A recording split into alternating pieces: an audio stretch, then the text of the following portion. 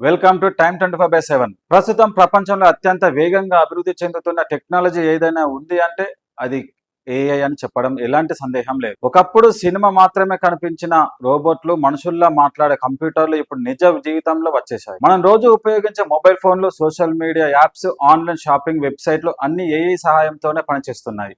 సాధారణంగా చెప్పాలంటే మనిషి ఆలోచించి నేర్చుకుని నిర్ణయాలు తీసుకునే సామర్థ్యాన్ని కంప్యూటర్లకు అందించే టెక్నాలజీనే ఏఐ అంటారు.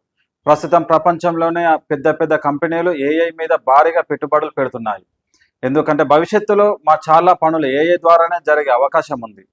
ఉదాహరణకు ఒకప్పుడు బ్యాంకుల్లో గంటల తరబడి క్యూలో నిలబడాల్సి వచ్చేది. ఇప్పుడు ఏఐ ఆధారిత చాట్బాట్లు కొన్ని నిమిషాల్లోనే మన సమస్యలను పరిష్కరిస్తున్నాయి. ప్రస్తుతం ఆసుపత్రుల్లో కూడా ఏఐ రోగాలను ముందుగానే గుర్తించడం వైద్యులకు సహాయపడుతుంది. అయితే ఏఐ వల్ల కొన్ని ఉద్యోగాలకు ప్రమాదం కూడా ఉందని నిపుణులు చెప్తున్నారు. డేటా ఎంట్రీ, కస్టమర్ సపోర్ట్, సాధారణ అకౌంటింగ్ వంటి కొన్ని ఉద్యోగులు మాత్రం భవిష్యత్తులో తగ్గే అవకాశం ఉంది.